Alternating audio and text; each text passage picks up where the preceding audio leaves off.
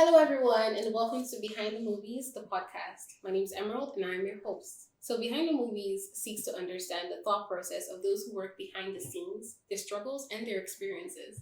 And today I have with me an amazing director, Patrick Uduak, who has an extremely vast filmography. So I want us to talk a little bit about that. Yeah. So what do you think is your best film from your filmography?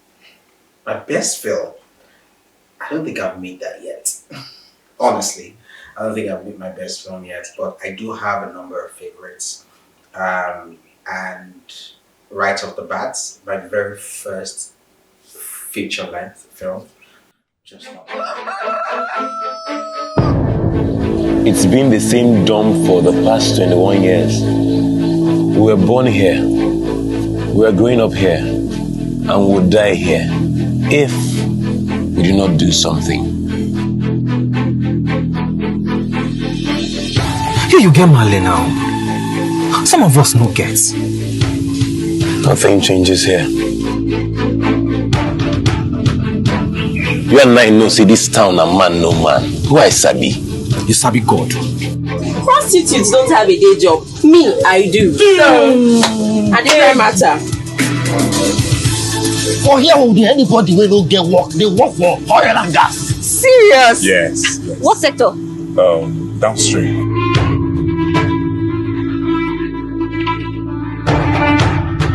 Something has to change.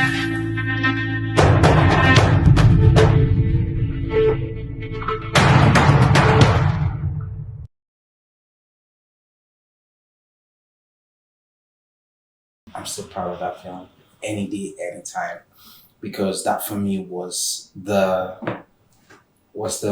project that helped me realize that I truly am made for this. A few weeks ago, I was still speaking to some people at an interview like this, and they were asking, how did it all begin for you? How did it all begin for you? And I remember my first film, how very afraid I was. I didn't want to shoot it. I didn't think I had the capacity to do it. I didn't think I had what it took to make that film. In fact, I was telling my friend Judith that, Judith, honestly, I think I need to go to film school to be able to direct this film. She just walked out on me. She walked out. And eventually looked at the script. I was like, okay, Lord, you're going to help me here. And when we started filming, I look at the picture that we made. I look at the choice of frames. I looked at everything that we did. It was a film that we made with everything, with all of our heart. And the amazing thing about that project is, while we were in post-production, three of us, myself, Chief, Aldo, and Asaf Ilushe, we looked at this film and we said, it's like it was a jinx moment. Three of us just said, guys, we can go to cinema with this film. We're just looking at the monitor. We can go to cinema with this thing. I was like, let's try. And that's how a small film that was made for TV played on the big screen. And from that cinema run, we did 6 weeks. Then the actors were virtually unknown. Stan there was nobody. What's his name now? Rotimi Salami was a nobody. Judith Aldo was not a name. Uduak was not a name. We're just a bunch of talented young folks who wanted to make a great film. And that film played at Toronto International Film Festival 2016. And then Toronto TIFF was doing a program called City to City program. So they pick a city around the world and focus on filmmakers from that city. And Just Not Married was one of the 8 films that was selected from Nigeria to represent Nigeria at Toronto International Film Festival. So that for me is not my best film, but I think it's a film I'm most proud of. Very noteworthy. Yeah, very noteworthy. I mean, if you check out my name, that's the first thing you say. Uduak Patrick, known for Just Not Married. Another film is called Strain. Kids and we had a great time.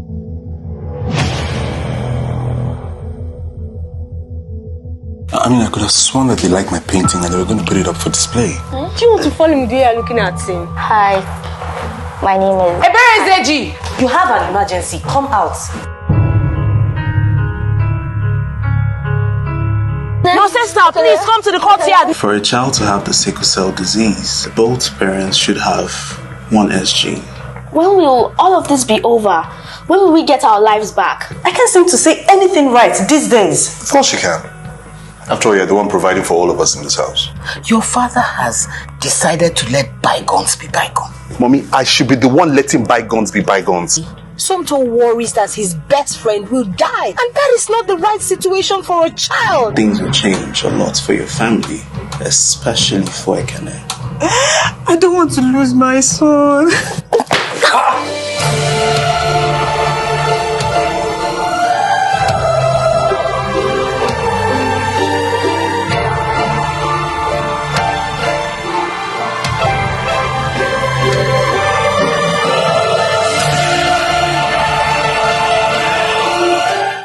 To scare any more people.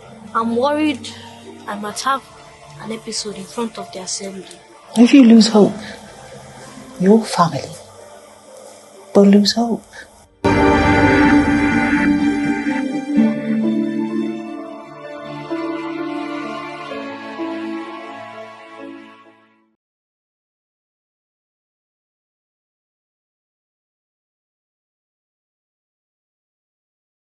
I particularly am proud of that film, Strain, is because of the feedback that we got.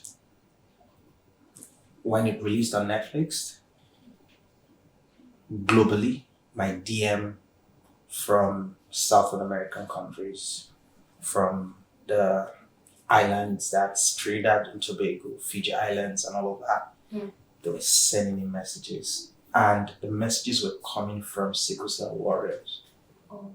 Like, thank you for making a film about us. Finally, a film captured what we go through, how it affects our families, how it affects our loved ones.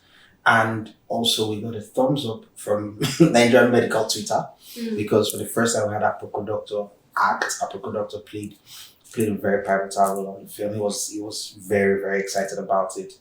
So that feedback, making a film that speaks to a community of people, was a very proud moment for me. And where I knew we hit it, two events that made me realize that this film was going to be great was we're working alongside the Nigerian Sickle Cell Foundation, and the director of the Nigerian Sickle Cell Foundation read the script. She said she was happy that the suggestion she made was adapted and imputed into the film. And while we're filming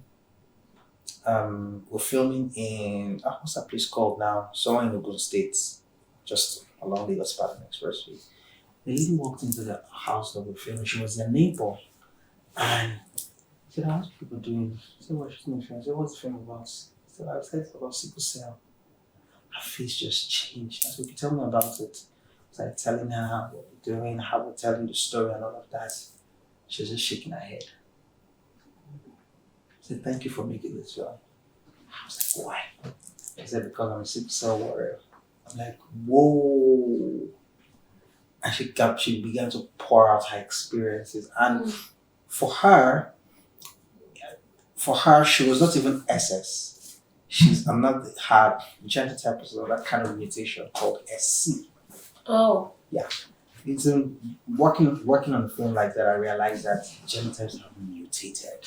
So you no longer have just AA, AS, and the regular types. You have the SC, you have the SCC. Like the genes have just mutated a lot, and we have over 500 types of genotypes in general. Those two films, I can say they're about the films I'm most proud of. And there's a project I'm currently working on. It's a series. It's called Last Giddy Cops. I'm super proud of Last Giddy Cops because nothing like that has ever been made in Nigeria. Oh. I mean, there have been attempts at crime drama, all right? But what we're doing with Last Giddy Cops, we're going to make Nigeria proud. No, you have to tell us something about it. You have to say something about it. We're going to make Nigeria proud. That's all I can say about it. No. That's all I can say about it. because we're still in principal photography, so I really cannot say much.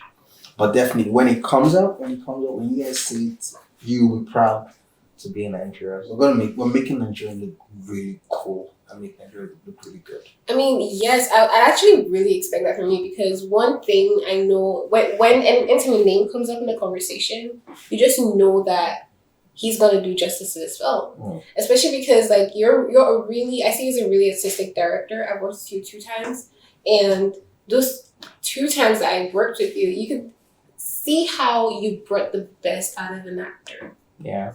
And performance is such a big part of what makes a film what it is. Oh yeah, yeah. And then your ability to really interpret the script. Not a lot of directors do that anymore.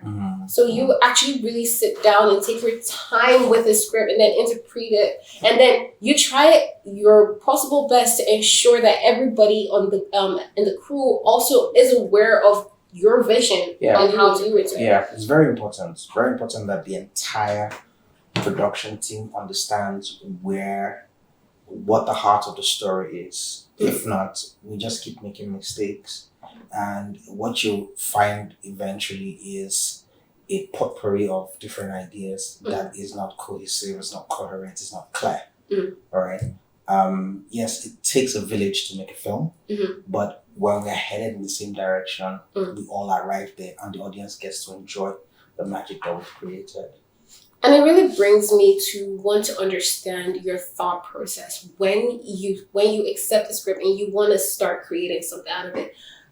Can you walk us through that process? It's quite a lengthy process, but I'll try to break it down as much as I can.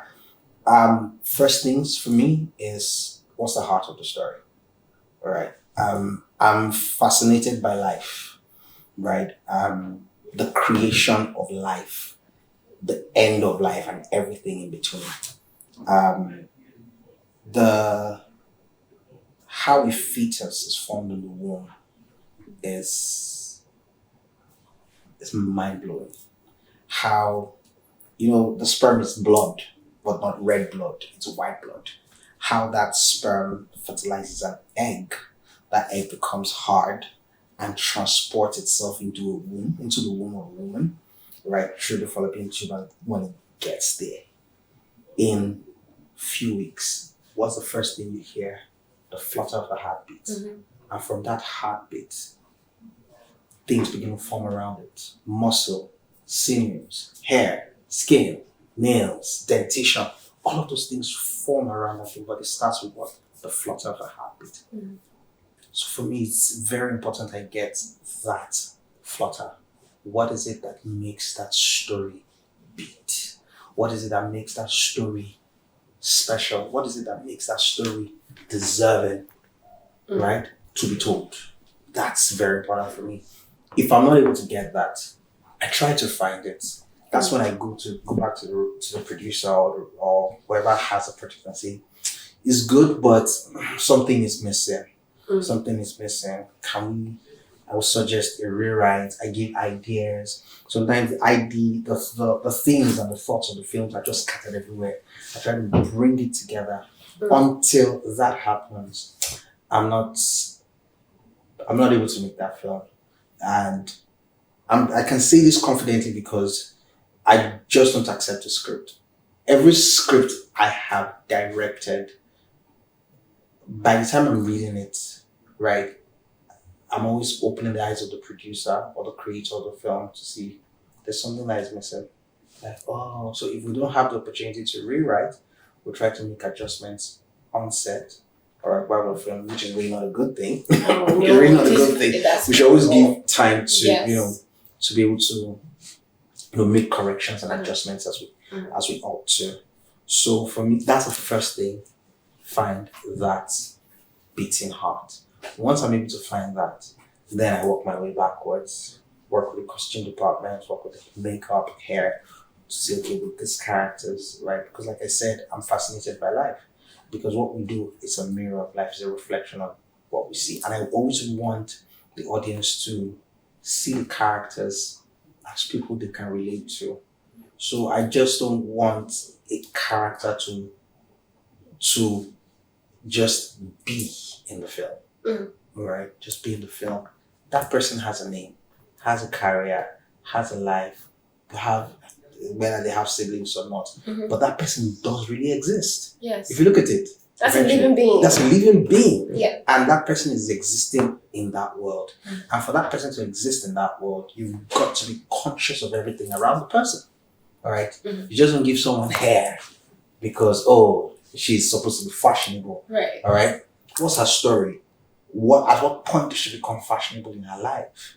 You know? Because I'm looking at social media and I'm seeing a lot of people who were never fashionable before, but suddenly they become fashionable. I see some other people who are trying to be fashionable even with the little resources that they have. And I see some people who, with all the resources, do not care one bit about fashion, about being fashionable or being stylistic or whatever. Yeah. You know, so people exist in all forms and types and shapes. So it's always important that you reflect that and you're true to, which brings me to the next point, authenticity. I've got to be authentic in the way I represent all of these people. The honest truth is, there's no story that's not been told. Every story has been told. You just find a fresh perspective on how to tell it. All right? It's like if you're telling the story of an accident that happened. Accidents happen every day. Yes. All right. But when you want to narrate an accident that you saw, you would embellish it, color it, details would differ. All right. But it's still an accident. One car crashed into another, or the car somersaulted. That's the end. All right. But what happened before the car somersaulted? That's where the difference lies. All right. What happened before the impact of the crash? What happened before the car swerved off? Right. That's what differs. So the stories are almost the same, and a lot of the stories are universal. You see them in Bollywood, Hollywood, everywhere. All right, but we just try to tell it from different perspectives. So then, that's usually the hardest part, right? Trying to find that perspective from which you tell the story, so that you don't feel like you're telling another of the same story, and nobody's really interested. But when you're able to find the perspective that would make people engage them and get them hooked on the story, you've got that. What else do I go? What else is my process? I think when I'm able to get these 3 steps, every other thing just falls into place. Get choice of gear. Another artistic thing is the language. How do I want to tell the film? Right? Do I want a lot of movement in the film, or do I want it to be static? How do I want the audience to interact and experience the film? That now affects and influences the choice of camera, all right, or the choice of support gear. Am I going to use a track? Am I going to use a dolly? Am I going to use all of these things? I'm not one to just bring in gear for the sake of bringing in gear. All right. When I started out, I was influenced a lot by Roman Polanski. Roman Polanski's style of directing is keep the frame locked and have the performance play within the frame. So I only shot with a tripod, right? So then so Roman Polanski, I don't watch football, but what I enjoy about football is strategy positioning, because every man needs to get the ball. So you see the players moving. They keep moving, changing position, but every man knows where he's supposed to be per time. So I took that into film, right? And when I started out, I would keep my frame locked and have my actors move within the frame from one end of the frame to the other and back, put them at different positions. That way, you are literally watching a picture moving. Yes, right. Motion picture. I did that for like 3-4 years before I now said, let's begin to experiment with gear. Move the frame. All right, move the frame in and out, move the frame in and out. And I keep playing with stuff. I still haven't really discovered my style. I'm still just experimenting and trying out different things. In fact, on Last Giddy Cops, what we're doing is handheld shots all through. So we're shooting, we've shot for a little over 6 weeks and we've not put the camera on the tripod once. Okay, now you have to say something. I'll just keep dropping. Now you have to actually tell us something, anything. Well, I've told you something. No, like maybe the genre of the film. Like, give us something. It's crime drama. It's crime drama. Has a lot of action in it. A lot of action in it. we're filming with the Sony Burano camera, first time in Africa. Yeah. Yeah. So I keep experimenting with things. I keep trying out new things. Like I said, crime drama is everywhere. There's CSI, there's SVU, there's all of these things. But when we're telling it from the Nigerian perspective, it has to be fresh. It has to be really, really, really fresh. It has to be clear. We are creating a sort of euphoria for Africa, for Lagos, for Nigeria. So going back to your question, asking me about my process. That's a bit of how I process things. So that for me, it's very important that the audience watch a film that I direct, and in the end, they're like, "This is different. This is different," and I'm grateful that I get that a lot. When I mention the titles of the movies that I've worked on, and I meet someone who's watched them, and they're like, "Oh, I remember. Oh, that film was actually very different. I like the story. I like the angle which you came from." I'm like, "Okay, that's good." So what is, like, do you have a moral prerogative when you're shooting like intimate scenes or gory scenes? Is there something that you just will never do, and what is the reason? I'll never shoot a nude scene. Never. I don't think it's necessary. That's one. And of course, I do have moral prerogative. If I want to shoot, for me, it's very important that I tell stories that would teach people lessons. If I'm working on a story where the main characters are not married, right? If they're supposed to have sex, I won't shoot it. I'll find a way to show intimacy without it. Because sex is for married couples, right? And producers never see it coming. They never see it coming. How I just always change that. And I'm a director, I'm a creative. There are many ways, multiple ways to show how people can be intimate without having sex. Because sex in relationships is something that, I'm sorry to say, Hollywood introduced to us. Yes. And we've taken it hook, line and sinker, and it's become the norm. I'm not going to be part of Nigerian filmmakers who are going to be pushing that same narrative. All right? You could be in a relationship without having sex. It's very possible. It's very possible. Also not forgetting that it's a very godly thing.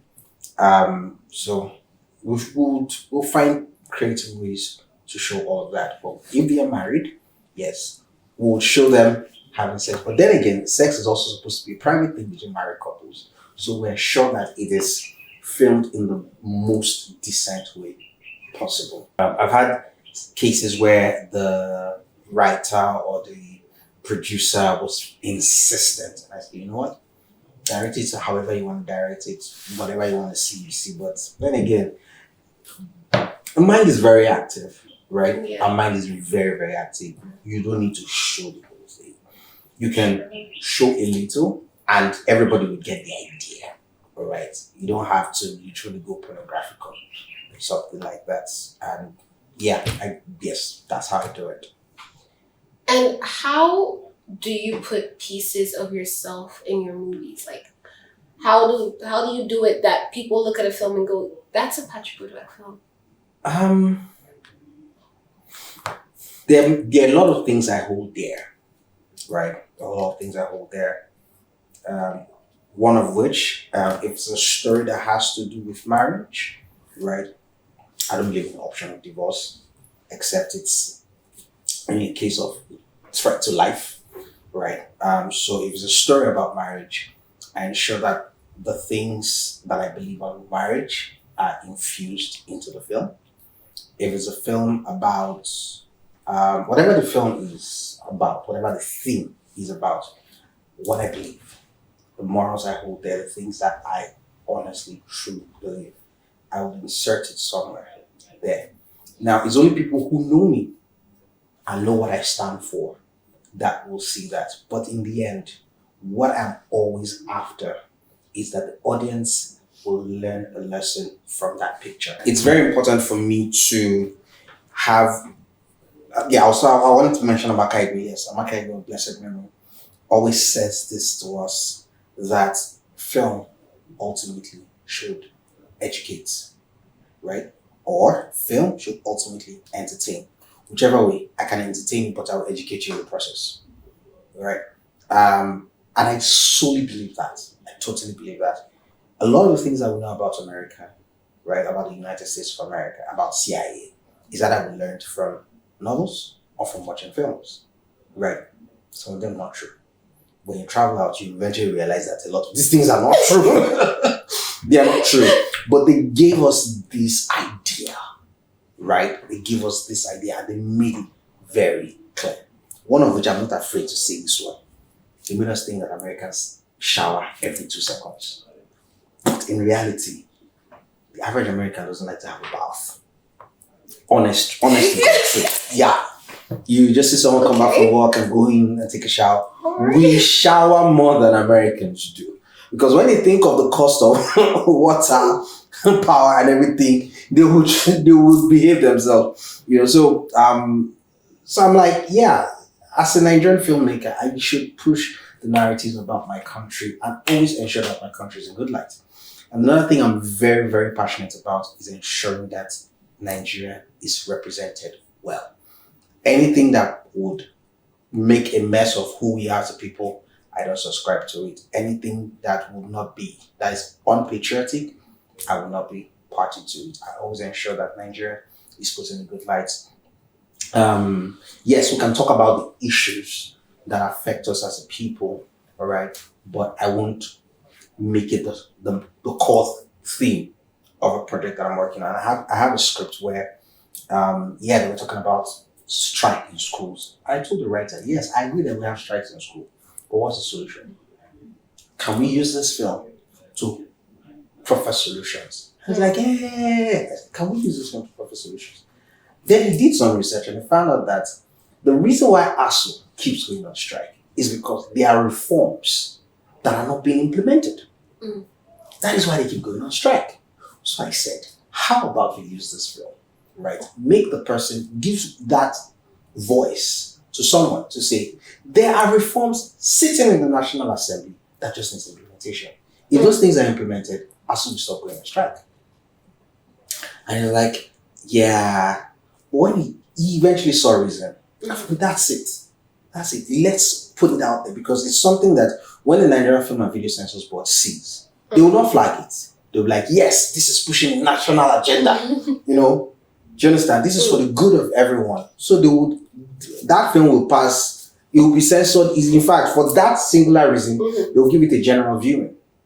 Right? They won't put it as a PG or 15 or they'll give it general because of that singular message.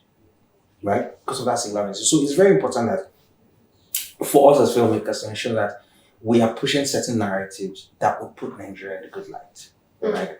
I have certain opinions about politics, but then again, those are my opinions. But when we want to discuss politics in film, all right, it should be in a way and manner that would not further be adding to the burden that we already have. Let's use our film to push certain thoughts and ideas that will just keep pushing the nation forward. So, are there any words of encouragement you'd like to give to new and upcoming directors? There's always something new to learn. We never stop learning in the business of film. We never stop learning in the business of creativity. Even artists who paint, they're always learning new ways of painting, new techniques to use, new tricks to use. So there's always something new to learn. Thank you so much. It's been an absolute pleasure having you here to discuss all these things. And we've learned so much. And now we're going to play a little game. Oh, games. Games. Right. So you see this right here. Okay. This is our version of Devil's Basket. Ooh, so this is Devil's what? Devil's calabash. ceramic plates. So we're gonna play rock, paper, scissors. Okay. And whoever loses has to pick one. Mm-hmm. And in there has truth and dares. Ooh. Yes. Wow. Now that's deep. But let's do this. Let's do it. Okay. Mm-hmm. So how do we rock, paper, scissors? Yes. Just rock, paper, just scissors? rock, paper, scissors. Okay. Yeah. Rock, paper, scissors. Rock, paper, scissors. Oh my god. I no. But I actually lose. No, you did rock. Paper wraps. Rock. Okay, not rock places on paper. No. Okay, paper rock wraps. Okay, you lose. I like this. Okay. Is that one? Since I lost first, that means you're gonna have to take a turn. Okay. Tell us a habit you're embarrassed to admit. Me. I should tell you, or you tell me. I have to. Tell me now. I'm listening. I mean, I don't have any bad habits. Really? Okay. Let's see. Okay, I have one. Uh-huh. It's not necessarily something that's embarrassing, but like if my mom catches me saying so, I'm going to be dead. Okay, so when everybody is done like eating, I always go back and like just steal something extra from the pots. Oh. And then when everybody's sleeping, that's when like I eat the extra. The extra? Yes. Nah, that's terrible. And I was still like literally all the milk in the house. I'm always drinking milk. And then she always wonders why the milk like finishes in like 5 days. Your mom should never say this. She shouldn't actually say this. Your mom should never say this. Yes, if she does. She'd kill me. I'm wasting her money. Yes, it's over. It's over. Do we go again? Yeah. You have to lose this time. Nah. You have Let's to, go. please. Let's go. One. Rock, paper, scissors. All right, again? Why? Rock, paper, scissors. Yes! Your turn. All right. Let's do this.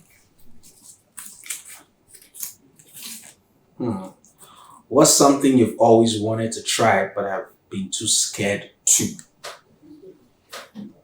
Actually, nothing. I've just not had the time or the money to do it. A lot of things I want to try. I want to skydive. I want to go bungee jumping. Yeah. I want to go bungee jumping. What about diving in the ocean? In like the open sea? Cliff diving? Like jumping over from a cliff? No, into the open sea. Like you're going into the open sea, you're gonna dive into the ocean. Sea. No, I've got to have my diver suit on. No, but would you actually dive into the open sea? Yeah. Even though there are sharks there. Yeah. I like other I like adventure. Potential. I do like adventure. Let me just say this out now. I have an adventurous spirit.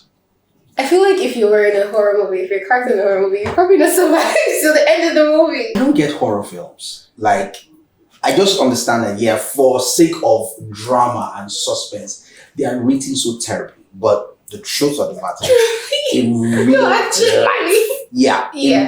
if that stuff is meant to happen in real life, I mean, nobody will be running towards, like, you hear a sound and you're going to find out why something is sounding like that. I will first of all stay put where I am. Go ahead. When you discover it, fine, no problem. But me, I will survive. No, but actually, I feel like human curiosity, because there's times that I like it's not so I get scared easy. I can hear a sound. I won't move for like the first 10 minutes. I'll just wait. And if I hear it again, I won't move for an extra 10 minutes, right? If I hear it a third time, I'll just go with my lights. If it's like maybe it's dark or I put up the light, I'll put it on and I'm just gonna go. And I'll just like peep. Like it's not like I need to see where it's coming from because I want to know what it is. I know obviously that it's not going to be like ghost or anything because like this is the real world. But like I do want to see what it is. I get that part. So if we were living in like a world where horror movie type villains did exist, it's not that I die first because I'm stupid. It's just so see, you get curious. So like I feel like I'd be curious, but with like brain. Yes, I'll be curious with I'll be smartly curious. So you can like actually go check, but then you can check with people. Because I feel like in horror movies they do a thing where like one person goes to check and then that person dies and then they start dying one by one. One by one. But like if everybody goes together, that they're much harder to Yes, kill. yeah, of course. Of course. That's how it happens in the real world. I don't get horror films. I don't get them. Would you ever make one? Nope. Why? I don't like the genre. I think it's stupid. Honest opinion. Yeah. I never say that out loud. I always keep the opinion to myself, but Emerald didn't even say it out. I don't like horror films. I just think it's just the lowest genre of films to be. Well, I mean, everyone you've heard from. But if it's sci-fi, yeah. So there's always the sci-fi part. All right, there's always the sci-fi part. Sci-fi dystopian type films, Resident Evil, and the rest of them. Yeah, those ones are a bit brilliant because you would see the effect of science. You know, there's always a cause and effect. All right. So that does make sense. I like films like Dune. I like films like Resident Evil. I like films like Apocalypse. You know, those ones do make sense because you can see that it started from somewhere. All right, but not that one that you go on a trip, right? And you deliberately, intentionally go to spend the night or a few days in a haunted house that everybody in the community is avoiding. You go there and say, "Oh, you want to." I'm like, but I feel like that's just like bad written horror films. I can't remember what the name of this particular film was, but so it's these two cops. They were sent to check out this town because there were reports of people being killed there by a cult. So they were just doing their job, going to check out this town to know like what is going on. And when they got there, apparently it was like it was a church that was a cult. So they were killing people like in the name of God. So I mean, it's to send the military there. Not send military. Yeah. I don't think anybody would like tell the military to go to like bring the military to go check out the killings in a town. I mean, isn't that too small for them? I mean, wow. That's why I say I don't get horror films. But moving on. Moving on, yeah. So thank you so very much for this conversation. I have immensely enjoyed myself. I would want to come back again. I think we'd love to have you back again. Yes, there's a lot to be said. Yes, there's a lot to be said. I think I'm getting to a point in my life and my career journey where I believe I can begin to, give back and give back by virtue of sharing my experience with younger people and every other person out there to just let them know that what we do is a very, very intense process. And I've made mistakes. Another thing I'm really grateful for is my experience is not just limited to film, right? I've done a lot of television as well. If we want to count, so for television credit, you usually count by hours, right? How many hours of credit you have. And right now, I think I have almost 1,000 hours of television credit to my name. And from television to reality shows to formatted and non-formatted types of shows. And it just keeps getting better and better. And very soon I'll be going into animation, directing animation. Yes. Wow. Nothing set yet, but we're already looking in that direction. So I believe that I'm not having all of this. I'm not going through all of these things for nothing. It's not for me. It's not just for my credits. Yes, the credit will come, money will come, but I think it's to help train the next generation of filmmakers. And I know that this is one thing I'm going to be doing for the longest part of my life. I told a friend that one business I like to do is to run a restaurant. And to do that, I might just take like a year or two and focus on the business. He looked at me and said, "You forget it." And they bring one project like this, and you know how you are. Once you see the story, you believe that. I told him that, Just leave it. Yeah, I know you like restaurant. I like food. I like to cook. I don't have professional culinary training, but I think I make some of the baddest meals ever. Great stuff. Okay. Great stuff. All right. Great You stuff. say so. Yes, I've replicated recipes from Food Network everywhere, and yeah, I watched it on TV. I don't know how it tastes, but when I make it, I look at it's the same and it tastes good. Okay, I mean, I will take your word for it. Well, maybe next time we can try. I'll bring something that I make. No problem. I'd love to have it. Okay, guys, thank you so much for watching today. We'll see you same time, same station next week. Peace Bye. out.